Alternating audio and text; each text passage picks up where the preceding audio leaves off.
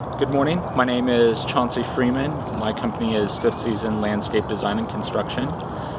Today we're on site with a project that I designed and built approximately 5 years ago.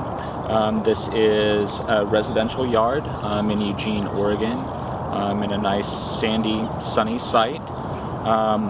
This garden is very unique among front yard landscapes for the fact that, if you'll notice, this garden doesn't have any lawn, and what we're doing here is focusing primarily on the use of conifers and the use of foliage as color.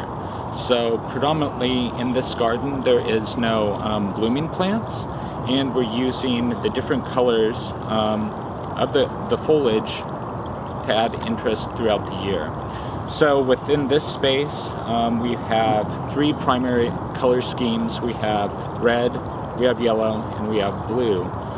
During the winter months, you're noticing more of the yellow and the blue colors, whereas the red is coming out more in the summer with the use of Japanese maples, some barberry, and different sedums.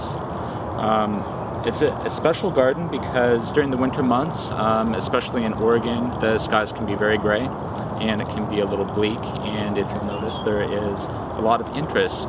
There's bright things, there's different textures, and that's what particularly makes conifer gardens interesting. When we were designing this garden, we selected specimens of dwarf conifers that were between 5 and 20 years old. So some of these trees, even though they've only been planted for 5 years, are actually quite old specimens that we selected.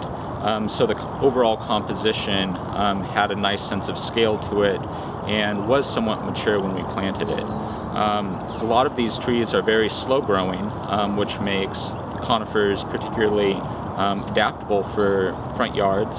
And if you'll notice, there's nothing that's really sheared with hedge clippers. We're trying to maintain the natural form of the different trees, and the use of those textures and foliages work well together to balance out each other at their natural growth rates.